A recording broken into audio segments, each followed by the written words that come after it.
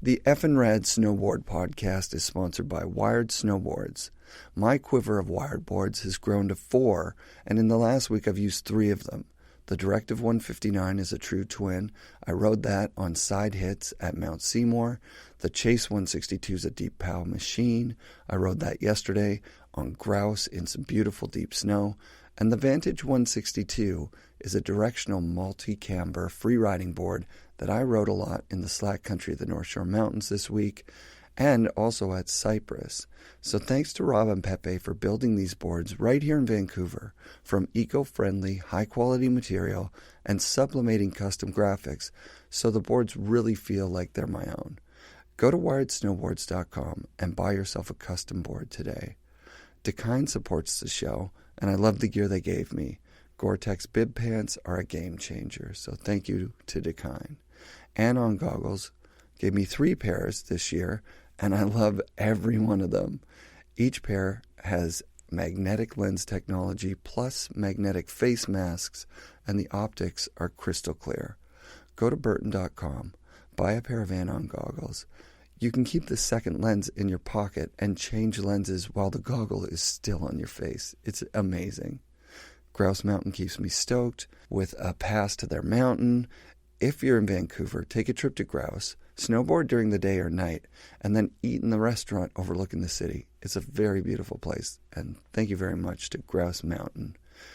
The boardroom shipped out our prizes this week. Sorry for the delay, prize winners, and thanks to Tobiah, one of the guys who won a Dakine Heli Pro Pack. He followed up with me this week asking, where the hell are the prizes? So yeah, they shipped out this week. I've got tracking numbers for all of you. Hit me up if you want your tracking number. All right, the Boardroom carries the best selection of the best quality snowboard stuff. Go to boardroomshop.com or visit one of their 3 locations in Vancouver or in North Van. The Crow's Nest Barbershop is our latest sponsor. I haven't had a haircut since I got married in July of 2017. I need a fucking haircut. Well, I'm going to get one at Crow's Nest. And you guys should visit one of their 6 locations. They've got shops in Toronto, Ottawa, Collingwood, Hamilton, and Vancouver. Check out crowsnestbarbershop.com. And when you're in Nelson, BC, go to Tribute Board Shop and buy gear from legendary snowboarders in a very cool environment. I want to also thank Vans Canada. Bridget and Mike have me set up in Vans standard winter boots. And I've wore them all over the place during this last cold snap. And I actually only wear Vans Ultra Range High Gore-Tex shoes as I'm walking my route as a mailman. They're lightweight, super comfortable, and totally waterproof, which is a necessity here in the rainforest of Vancouver, BC. It was a totally fun time, didn't get too gnarly. I kind of look at the Mystery Air as an improved evolution of the Switchblade. Snowboarding is ours. Obviously I like working with Burton. As an old school snowboarder, you get so used to being treated as a second-class citizen. And I was like, how do you spell your last name? He said, Kelly. And I was like, oh, we should get married. And he's like, no, too symmetrical. This week's guest was an incredibly influential snowboarder starting in 1987 when he shocked the snowboarding world by winning the world champion title after riding a snowboard for only 2 months. He was among the first riders to make real money as a professional, and he started a company that changed the face of snowboarding completely. He is the one and only Bert Lamar. I want to start just by telling you, I'm sure that you know you're important to the history of snowboarding, but I'm not sure if you know just how important, because I've been talking with Mike Rankwit a bit about just mostly about Craig Kelly. I'm kind of Craig Kelly obsessed, right?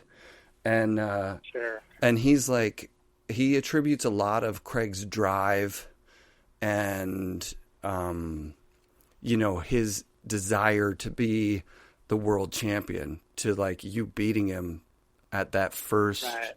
World Championships. And I think in thinking about it too, up till this point, I've always said, Ride was the first company that came out that, had a very freestyle only kind of skate influenced background. But Lamar was all freestyle, no race boards. Yeah, I was before Ride. Skateboard team. You were really the first in that genre. Yeah, I was kind of like a little micro Sean Way. When I was a professional skateboarder back in when I was like 11 to like about 17, 18. I grew up skating with like Tony Hawk and Caballero and guys that I still see around here in San Diego. Rad. Cool. That's super rad. I remember Tom Sims, who I rode for. He had a snowboard. He gave me a couple of them, the yellow ones with the rubber bungee on them. Oh wow. Santa Barbara. And I remember going and trying them, because I skied. My family would take me skiing all the time, so I skied. And I tried that, and I'm like, this sucks. Like, they didn't allow it anywhere, and I'd stand on it, and your feet would come off, and, like, this is weak. And then, like, I don't know, maybe 5 years later or 8 years later, I went up skiing one day with a buddy, and Mountain High was just starting to allow it on one run just to try it out. And I saw this guy go by a high back, and I literally skied up to him, and I'm like, here, hold my wallet. I got to try this thing. And they jumped on it. And like the second turn, I did like a 180 and like off a bank. I'm like, oh shit, this is skateboarding. And I'm like, this is legit with the binding. And amazing. Like I was just walking. I got aboard like the next day. That's amazing. Yeah, Don Zabo said that he saw you skiing at some point and was like, bro, no way. Like, we skate. Because you guys grew up together skating, right? You were the competitive skater, and he was just, according to his account, he was just the guy who didn't really compete. He just hung out with all you guys and skated the same places you guys skated.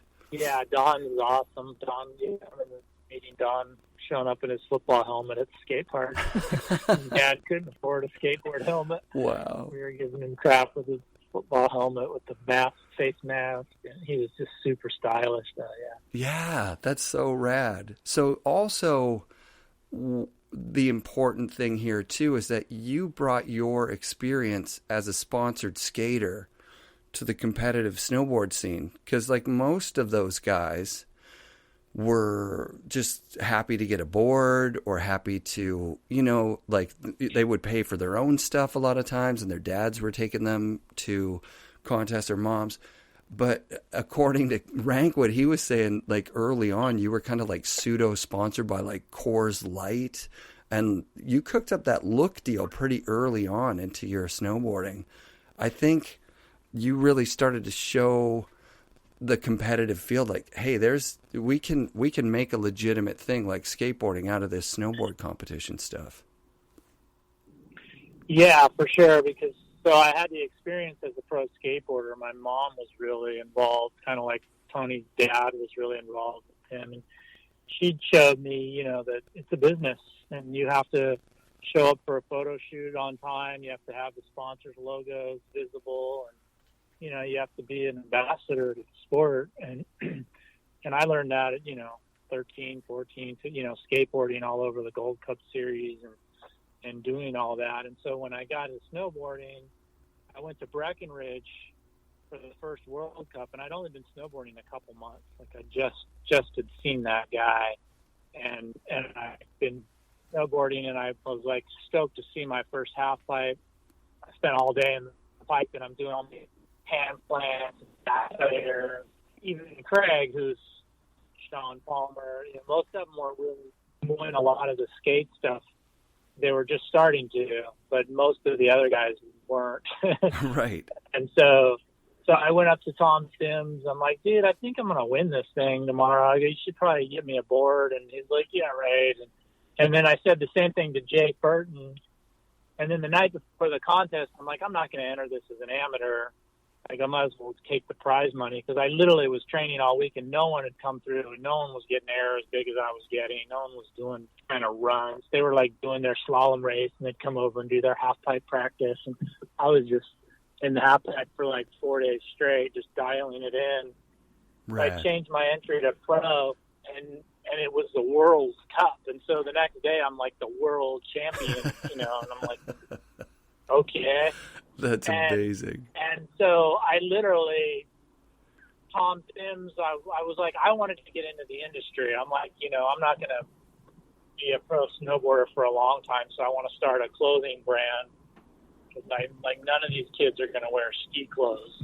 Right. And so I wanted to I have experience in designing clothing, so I wanted to start a clothing line.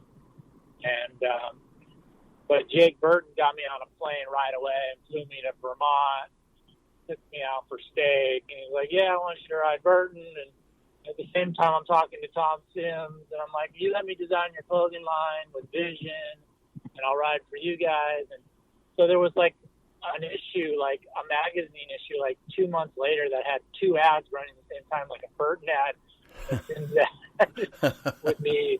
Amazing. It was kind of in between, and I just wanted to learn what the sport was about so I could start my own company. That was always my vision, but at the same time, you know, I know that these companies will take advantage of athletes just like record labels take advantage of rock musicians and whatnot, and so, you know, my first offer, I think, from Sims was like $20,000, and I laughed, and I think I got it up to like a $400,000 or $500,000 deal for like 3 years and Whoa. 6 models and Whoa. clothing, and so I was like, I knew my value.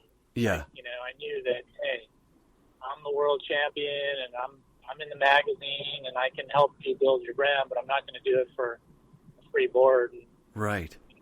beer. And so it was really tough because all the guys in the sport that had been doing it longer than me, like Craig and Sean and Terry Kidwell and all those guys, like they just saw me come out of nowhere and like rolling in sponsorship and money. So they were pissed. Yeah. They were like, "Hey, this is my," like I was standing in an elevator with Sean Palmer. Yeah, Palmer and these guys they didn't even realize it was in the back of the elevator, and they're like talking shit and writing on my poster and like Lamar and Yeah. I'm like, dude, you know, I'm just like you. I'm just here having fun riding. I'm just making sure we get paid. And then after about a year of that, they all started coming up to me and asking for advice, and even Craig and, you know, just different guys are like, you know, how'd your deal go with this? And what kind of deal should I get for a goggle company? And like, you should fucking get like $50,000. Wow. I love that. Yeah. That's incredible. So you do know, you were the first professional snowboarder, and you're helping these guys build their careers a year later. I was one of them. I mean, I Right. was just one of them that was taking it. I wasn't going to get taken advantage of. Let's just put it that way. Like, Right. a lot of them were just naive because they hadn't been through it yet. I'd been through it with skateboarding. But there was this guy like Jose Fernandez Yeah. from Europe. Like, he was like the, I don't know, 5-time like slalom champion or something. Yeah. And he was like really professional, and he was sponsored by all these big ski companies. And so he and I we got it. And then Craig and Sean, those guys were like going, dude, what are we doing? And, you know, it was just kind of a hard time because, you know, they didn't realize that they could. And eventually they did. And I remember Craig, you know, he became Burton's, you know, main guy. Yep. Big board deals. So how do you go from offers on Sims and Burton to the Look deal? Because I remember Look being a ski company that didn't even make skis; they were just bindings, right? Like it was only bindings. How does that even happen? Yeah, so I was with Sims. So I chose Vision, and I was working for them, and they were a little bit too busy with their skateboard clothing and everything to deal with snowboarding. Like, I literally remember emailing and calling Brad Dorfman, the owner, like 10 times, like, hey, I need a budget. I'm going to Europe. I need to buy samples. You know, I wanted to design clothing. I designed that yellow snowboard pant with knee pads. I had like the first pants, and everyone wore it. Like, Craig Kelly wore it, Palmer wore it. It was like the first real snowboard pant, and like I wanted to develop all that,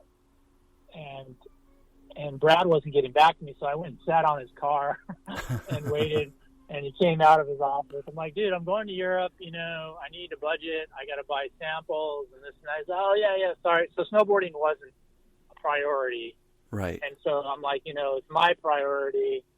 I'm not going to, you know, let vision slow me down. So I was going to start my own board company, but I was in France or somewhere in Europe, and I met the guys from Look, and they wanted to get into it and bindings and this and that. And I'm like, look, the only way I'll do it is, you know, a big deal, and I get to design boards and bindings.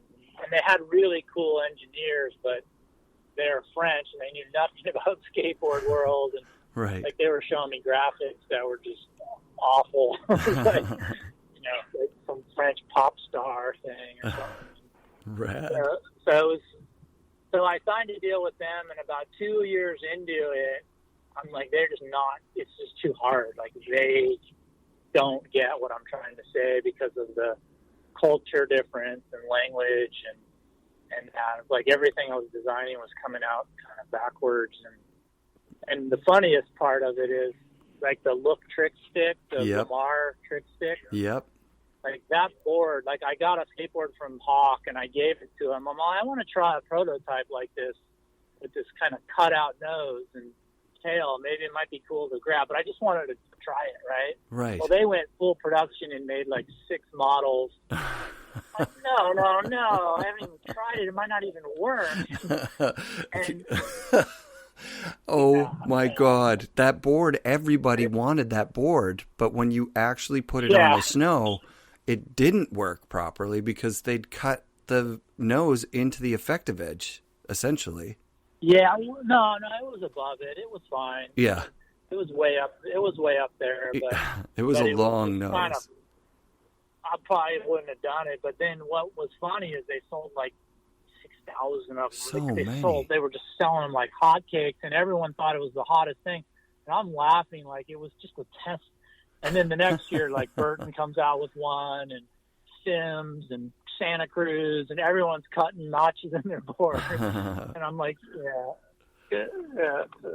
not the, you know, it wasn't really planned, but that's crazy. It's funny to see how trends can just catch on. Yeah, because like mentioning the Hawk board, I forgot that Tony Hawk at that exact time had that shape, almost the exact same thing. Yeah.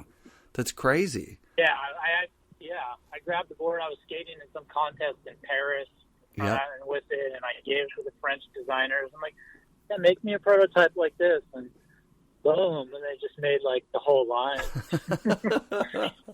That's amazing, dude. And so the funny thing is, yesterday, Chris Inglesman, who I don't talk to that often, but he texted me a picture of a Tech 9 board.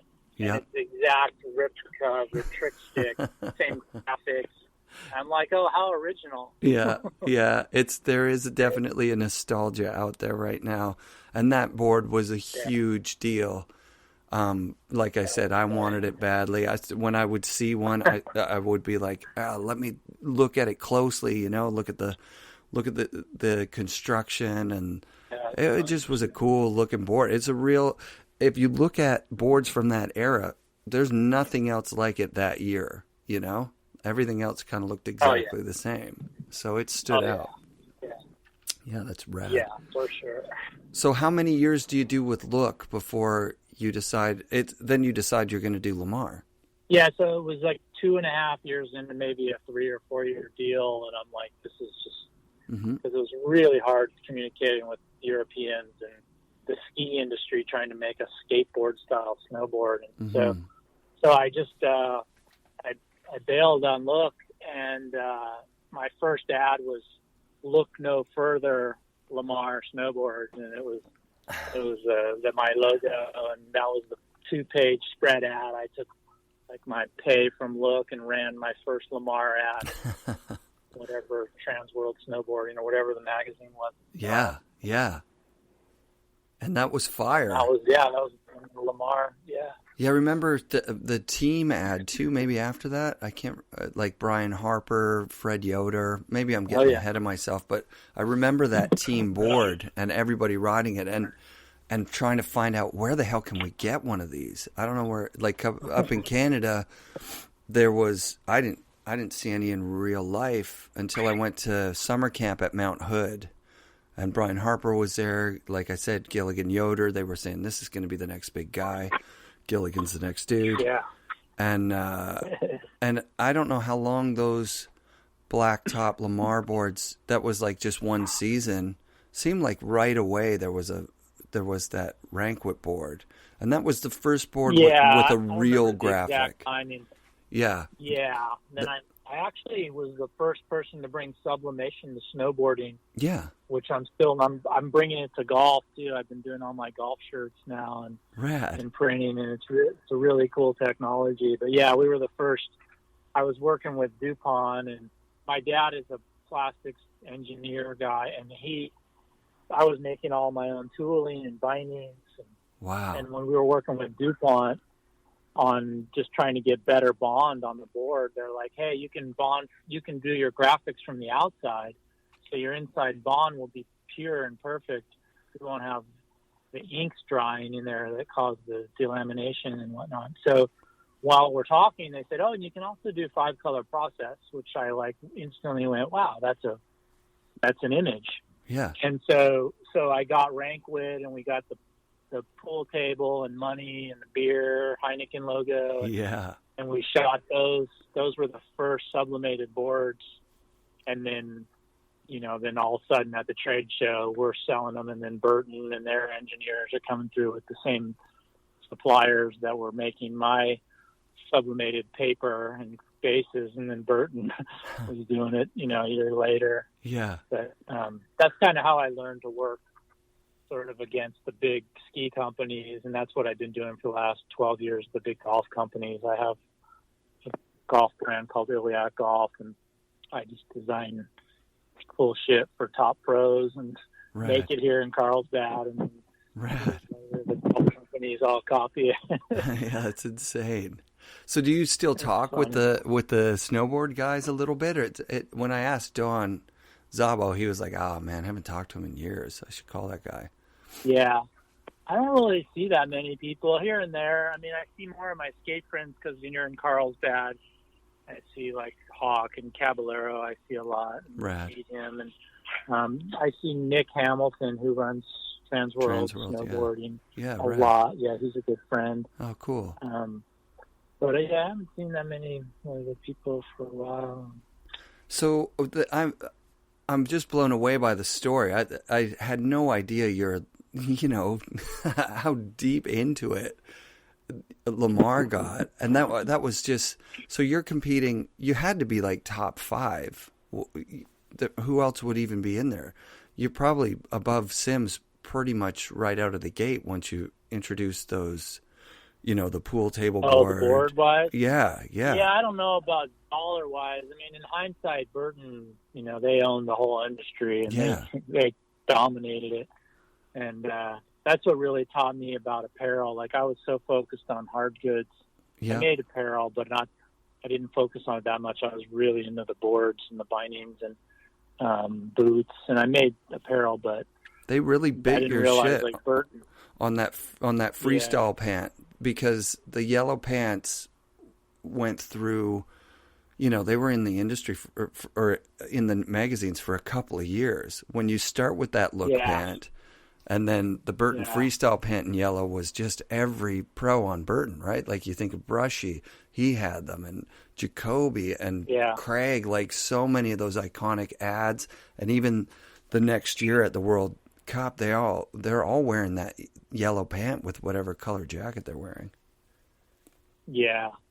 Yeah, I guess they thought that was going to sell, and it was the hottest selling first freestyle kind of snowboard pant. So. Yeah, man. Yeah. So with Lamar, you didn't do apparel. You just did hard goods. I did.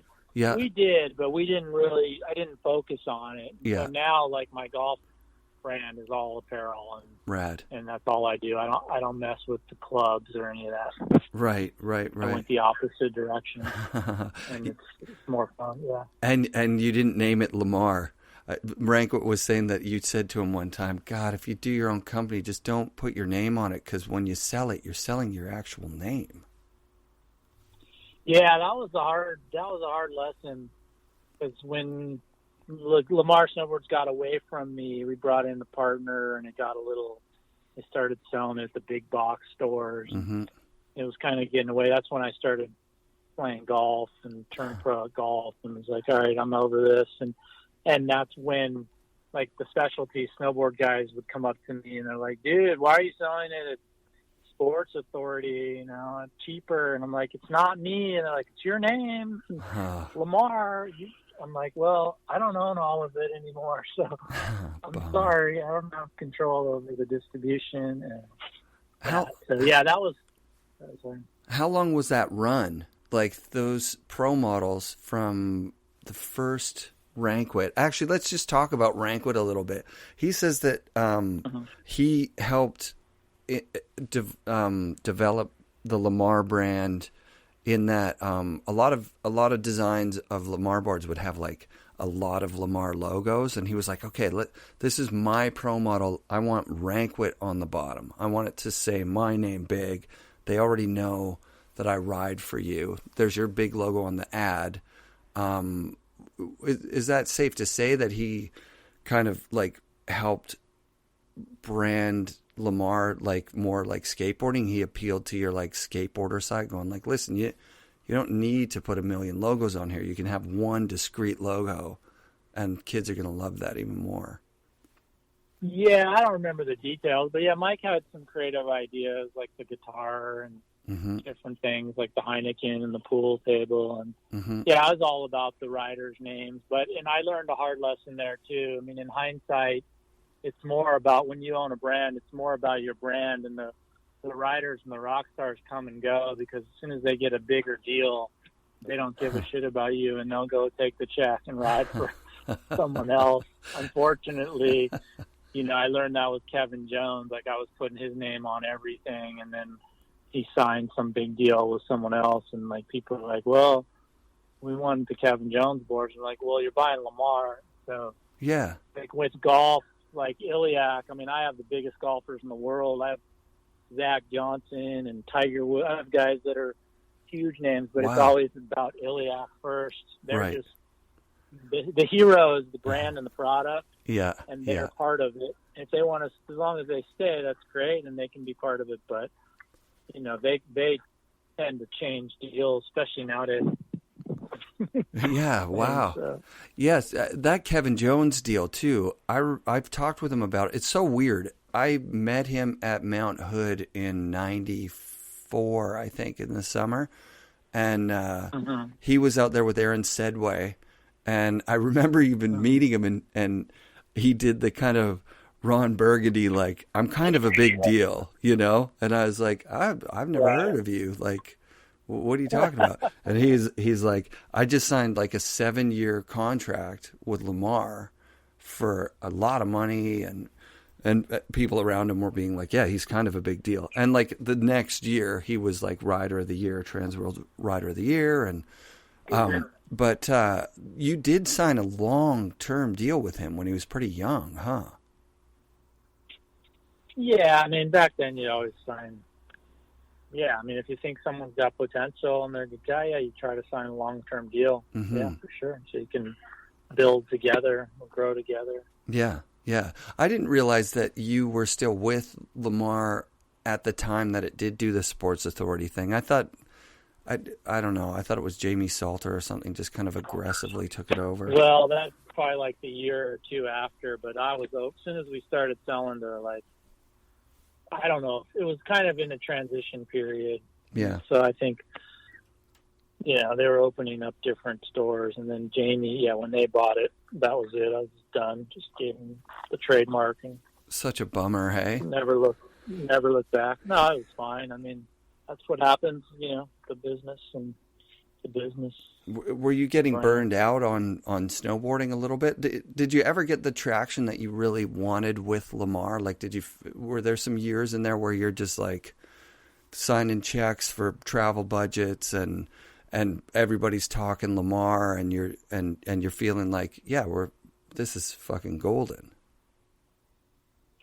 Yeah, it was really cool for a long time. I mean, the first 10 years, it was awesome. I mean, great guys, great friends, Jeff Anderson, unfortunately, guys like him, and, Zabo and Rankwood and Cardiel. Oh, yeah, Cardiel, too. Kevin Jones. And Sean Johnson. Let's not forget Sean Johnson. Let's not forget Sean Johnson. Yeah. Yeah, I mean, they're all great kids, great people, and it was a really good time.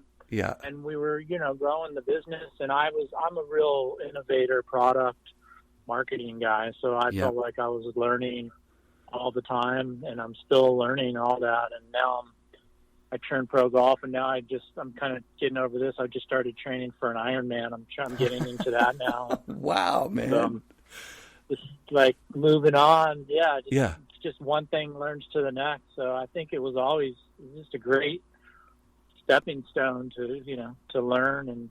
But yeah, there was a point when it was sold out and it was kind of losing its distribution, losing its connection with team and team managers, and just all kinds of just became more of a business. And I didn't like that. I didn't want to be up on a chairlift worrying about business issues. I want to be riding and experiencing and getting fresh ideas. And so that's what I've taken into my golf brand. Brad. And that's why I never let, no one can tell me it's my company. And if I want to make something, I just make it and try it. And so I'm out there with pros, and they love it because their companies, Adidas, Nike, these big companies, it take 3 years to make an idea happen, or I can do it in 3 days. I have my own factory. Amazing. So pretty cool. Yeah. Yeah. So you were talking about, you even tooled the molds for Lamar bindings. I remember those bindings did just great. They were good bindings for the time. They were flat back, so you could freestyle in them. The super tweak, the tweak and the super tweak high back. Yeah. Oh, yeah. Oh, did you do low backs? You did little backs. Yeah, we were one of the first to do a real low back. Yeah. We were one of the first to do that real narrow. We call it like the super tweak. It was like a little cutout. Yeah. Barely like little high back, and then Burton came out with one like a year later. Yeah, a lot of stuff. When you don't have the big money to market it, you come out with stuff, and then the big companies, it kind of looks like their invention. Yeah, they just roll with it. Like sublimation. Yeah. Yeah. The low high back. I forgot about that completely. Yeah, those bindings, you needed those bindings. I rode with Rankwood at Baker like 2 years ago or 3 years ago. He rides no backs on his bindings. 0 back. Yeah. The guy's a nut. That's interesting. He's still so good at snowboarding. It's insane. It's incredible. Oh, I bet. Did you get to skate with him a lot? Like, would you travel with the team when it was like Cardiel and Johnson and Rankwood? A little bit. Those guys were pretty hardcore, and I was getting married and having my first kid. So, okay. Like, I got a call from my Japanese distributor at like 3 a.m. They're like, "Your team, they threw a Coke machine off the balcony at hotel. You need to come deal with this." I'm like, "Yeah, rock and roll lives." Oh my God. Were you getting insane bills from their just like nonsense? No, that was their distributor. They're there for them. They're the distributor. Yeah, Rankwood said yesterday that at some point he mentioned that he couldn't travel with Johnson, not because he didn't like him, just because they got too loose. Two alpha males who are out drinking each other and out partying each other. Yeah. And that led to some tension, I think, between the two of them. Yeah, it's got to control that. But they're young and rock starish, and I mean, I like that. I noticed Rankwood the first minute I saw him. That was the first snowboard contest I went to right before Breckenridge was Donner Ridge, and he's just a real fun, happy-go-lucky. Everyone's all serious, and he's like tackling people at the start line, and just lightening up. And I like that about Mike. He's a just happy-go-lucky guy. Totally still is now. How about Johnson? Where do you pick up Johnson? Because of his pro model on Lamar, and because before that I think he was on Nitro. I always thought he was a U.S. guy. I thought he was from California or something, but he's from like right here. Yeah, no, he's a full Canadian, eh? Yeah, yeah, totally. I don't know. I think I saw Johnson at June Mountain. I think was the first time I saw him, and I mean, to me, like style and technique, like that, that's everything. And then you see that, but then it's, what kind of person are they too? Because there's a lot of great riders, but then, so it's kind of style first and then personality. And Sean was both. I mean, he was super stylish, super good, and super funny guy. Yeah. Awesome dude. Same, still is same to this day. Because he did his own company after too. I feel like he kind of struggled in the industry, feeling like he didn't get his due, because he really was like, when he was down in Tahoe, he was, turning heads. He was doing really well. And like you say, his style stood out. And then when he came back to BC, he just was like a leader among the snowboard community. Just everybody measured themselves against him. He was as good as it gets as a pro. Mm-hmm. And then I don't know that, I think that he maybe looked around and saw that people were making a lot of money, and he just was like, where is a lot of money? I need somebody to sign on to give me a bunch of cash. But he just maybe didn't get mentored into like how to write a great contract or something. I have no idea. I think his days on Lamar. He sounded pretty sharp. I remember talking to him down he's the sharp. road. Yeah. Sounded pretty business savvy and putting deals together and companies. And I mean, it's all learning process, right? I mean, we're all learning and trying to grow, and and you never really know what someone's making. I mean, people talk a lot of shit. Yeah, it's true. I don't think too many snowboarders were making too much money, really. I mean, it's snowboarding. Yeah, totally. Did you ever lose that kind of attitude of like, hey, look, I'm from skateboarding. This is easy for me. Did you ever become just a snowboarder? Did you feel like, because Craig was like, never again is a skater going to win, the world championships of snowboarding. It's ours or whatever. And so then he trained really hard, and then he won, for a bunch of years in a row. But did you fall in love with snowboarding the way that we all have, like getting to powder and all that kind of stuff? Not really. I've just been more of a competitor my whole life, and I was more of a competition. I was having a lot of fun. I mean, I was traveling all over Europe and playing around, meeting European girls, and I was more into kind of having fun with it, being a rock star pro snowboarder than. I mean, I had fun. I mean, it's fun to go ride powder, obviously. I mean, sure. Who doesn't like that? But I wouldn't just wake up dreaming about powder turns. It's more of a lifestyle and a sport and a career. Amazing. And a profession for me. I mean, I was a professional snowboarder. I was a professional skateboarder at 11. So, wow. I mean, I had to, it's kind of drilled into me to like, if I have a photo shoot, I got to be there and be warmed up and be ready. And that's why I killed it in snowboarding, because everyone was just drunk and they'd miss everything. And I'd be the guy getting like 4 covers in a row. They're like, what's going on? Yeah. Well, dude, you got to show up for the photo shoot, right? That leads me into this. We didn't even mention him. Jimmy Scott. That makes total sense why Jimmy Scott gets on the team, because he was a competitor's competitor. He was one of the most competitive dudes ever. Yeah, a little bit annoying. I mean, to the point where it's like too much. Like, dude, you're here to have fun. And yeah, he would call out like Palmer or whatever. Yeah, I've heard a lot of stories of him, which is weird to me because I was on the Ice Age snowboard team with him. He was like the flagship pro for Ice Age. And and I went on a few trips with him. He's the nicest guy ever. He's just a really sweet person. I can't imagine him talking shit or telling people they're going to fall, like, hey, Palmer, you're going to wipe out on your run or whatever, being a bit of a dickhead.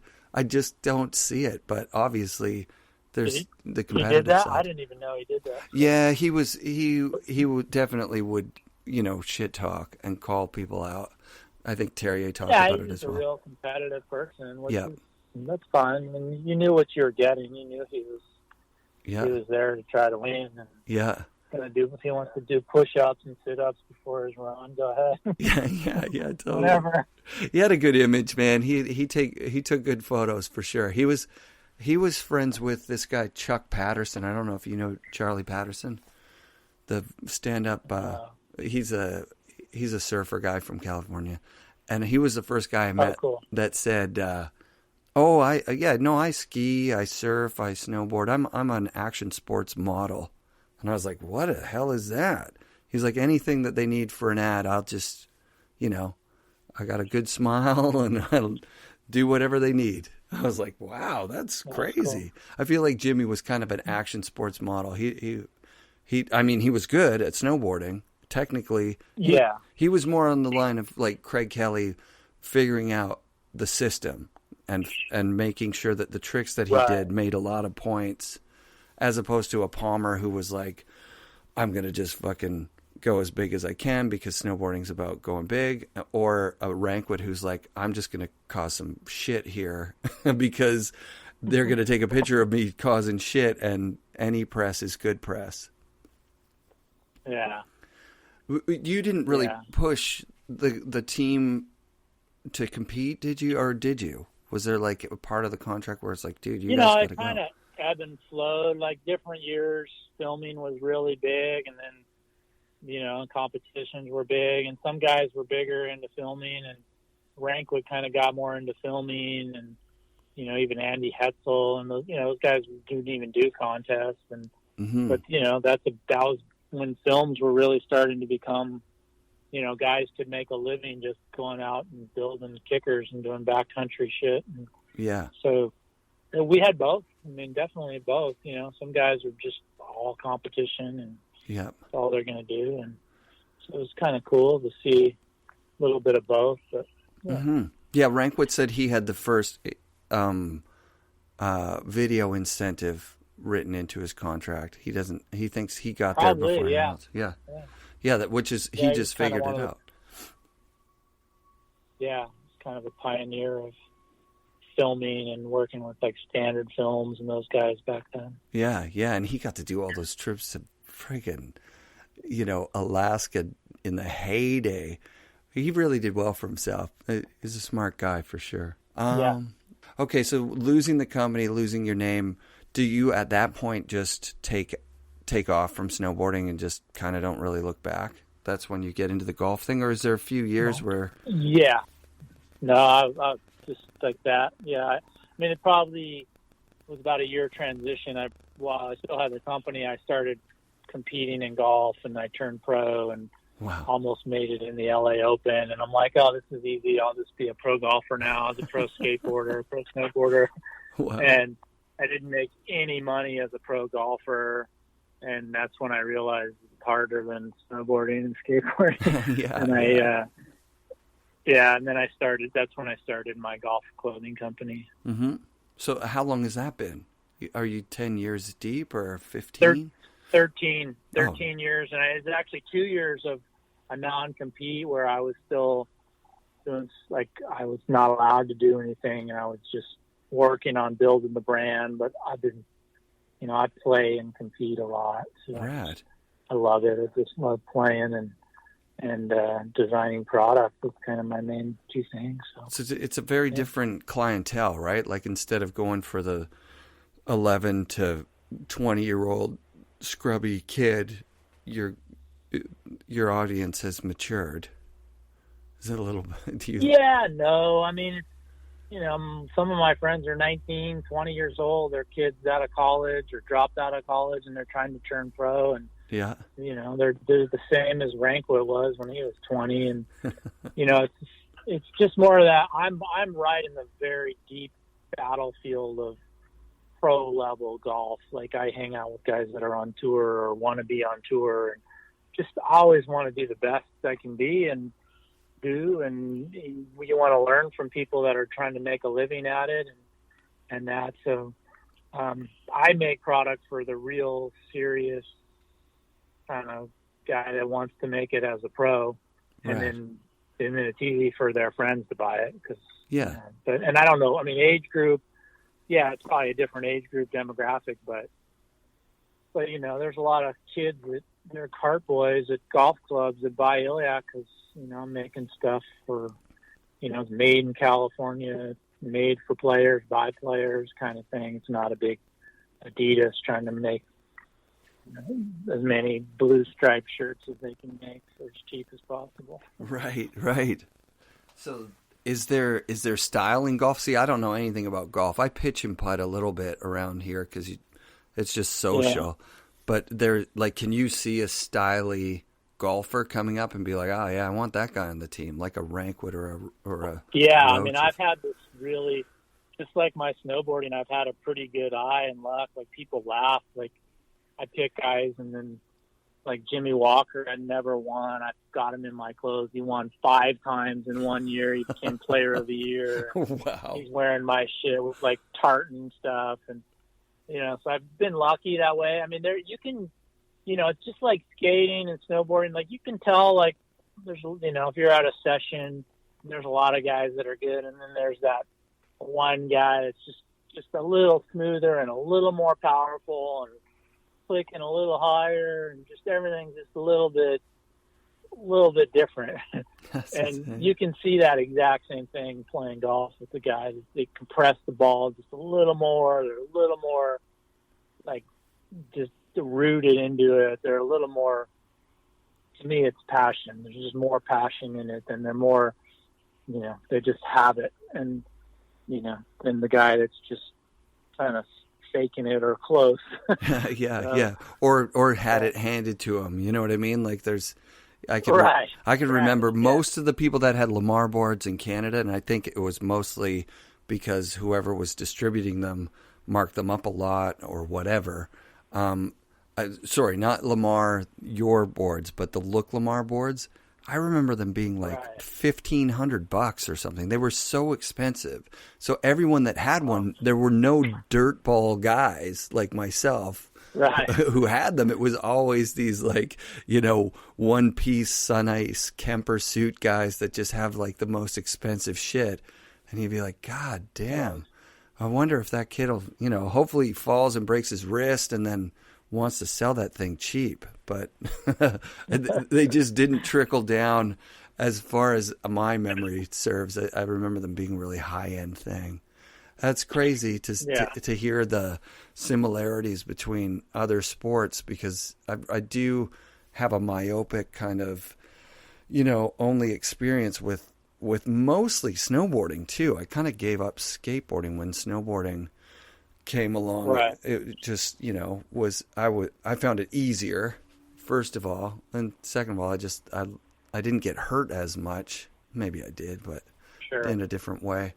And lately I've been thinking there must be like cool stories about all sports, like what we have with snowboarding. You know what I mean?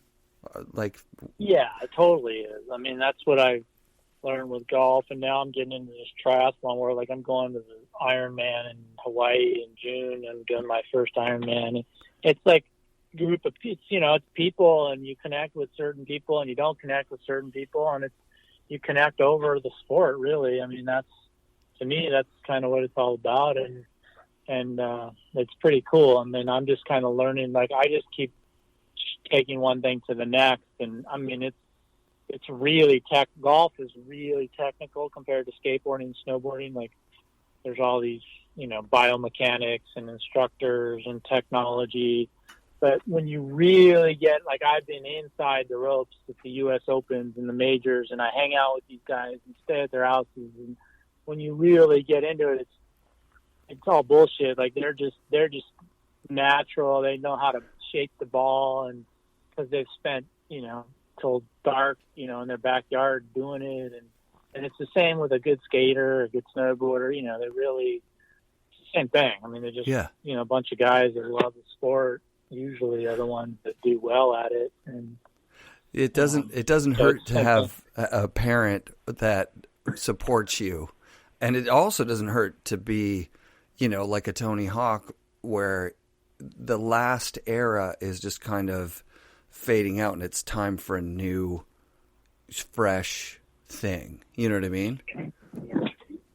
So I don't know. Yeah, I mean, it's good to have guidance. I would agree. I mean, Tony's dad, I knew Tony's dad, and he was, he was a lot older. I think he had Tony when he was 50. So wow, he was, I think somewhere around that age. And he was, he's making sure Tony didn't drift off and, become, kind of too much of a rock star, and he was more of a professional. And I think there was riders that were probably as good or better than Tony, but when you can become a ambassador and a leader and a professional, you can do a lot more, than the guy that just doesn't show up or just doesn't, isn't someone that's creating a, marketable personality. And Tony's really, I think you're lucky when you learn that. I mean, he writes thank you letters to people for letting them go skiing.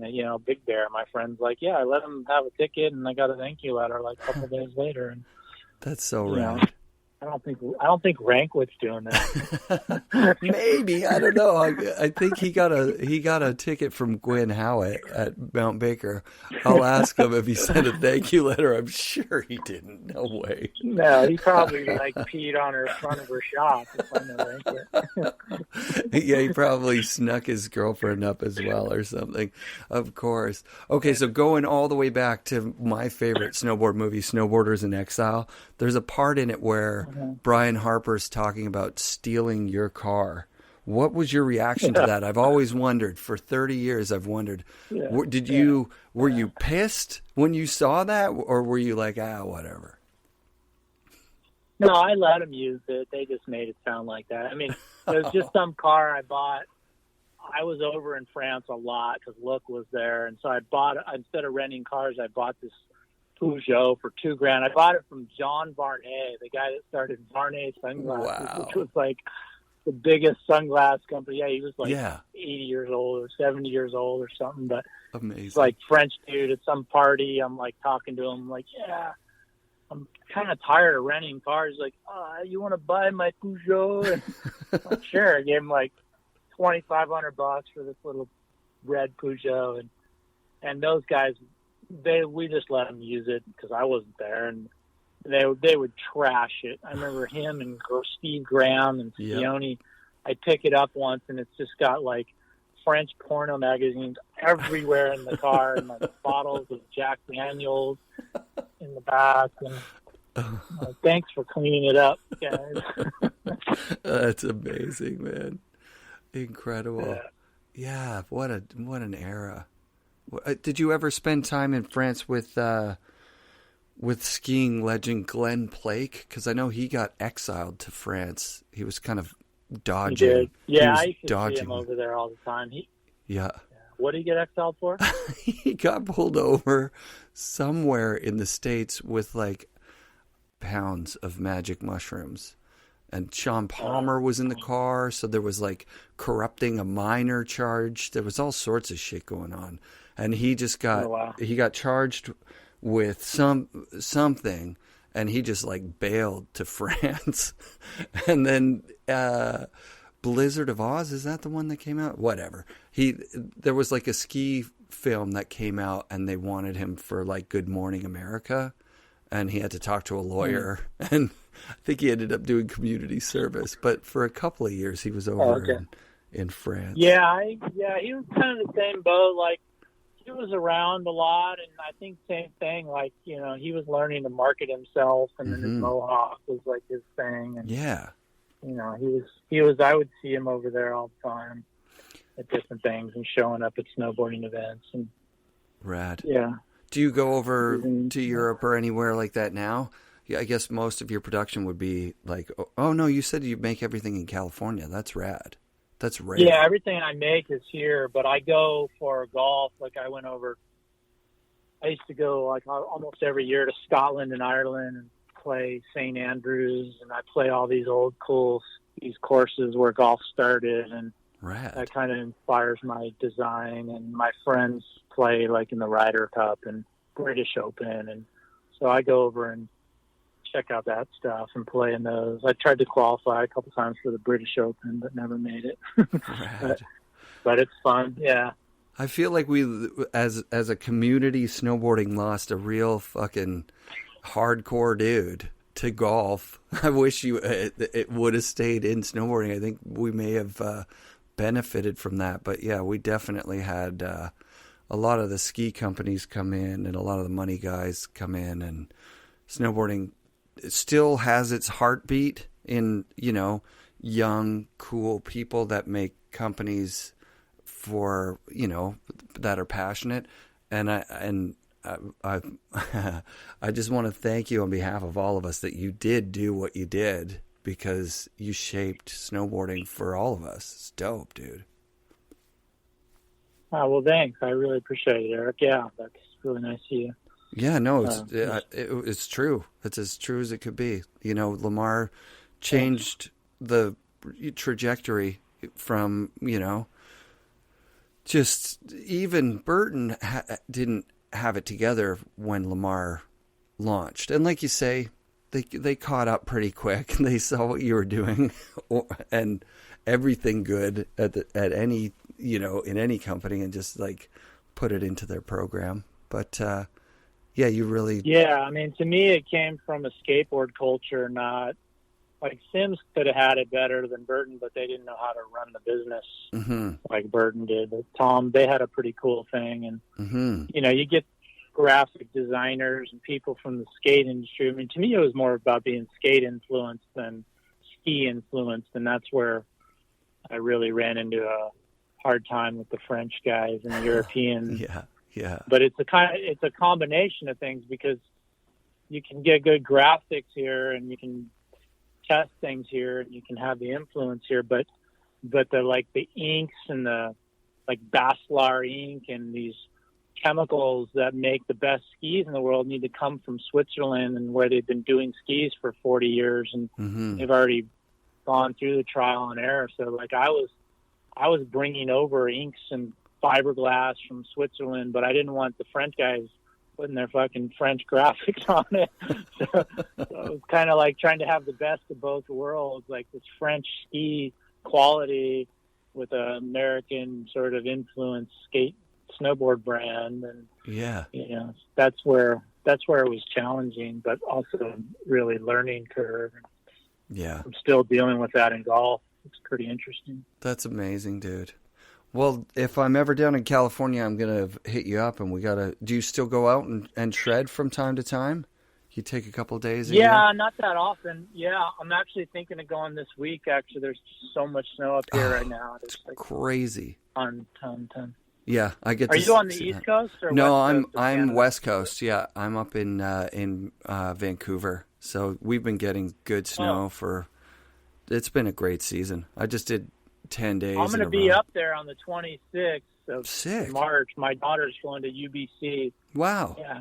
That's incredible. My daughter also goes to UBC. Yeah, let's hook up and at least get a beer, and I'll take you out and show you some of the local mountains here. It's really, really nice. We got some good stuff. Yeah, that'd be awesome. Do you have any connections for tickets or anything up there? Yep. Yeah, I can get you tickets for sure. We can do. Wow, that'd be awesome. And we've been talking about, I don't know if we're going to get to ride on this trip, because my wife just wants to be with her for 3 days. But, yeah. But maybe. Awesome. All right, bud. All right, Eric, I got to run. I will talk to you soon. Maybe we can hook up there. Yeah, that'll be fun. Man. Right on. See you, Bert. All right, have a great day. FNRad shoutouts this week to Don Zavo and Mike Rankwit. I can't tell you how rad it is to be able to talk with guys I looked up to back in the day about snowboarding and their experiences on Lamar. Both Mike and Don had stories about the old days that helped me shape this episode, so thanks, guys. I've been riding Cypress a lot. Special thanks to Natasha for hooking up media passes, and extra special thanks to Devin Walsh for getting me tickets to Mount Seymour and doing the introduction thing with Simon up there. I can't believe where I live, man. 3 local mountains that are incredible. Cypress, Grouse, and Seymour. Go there.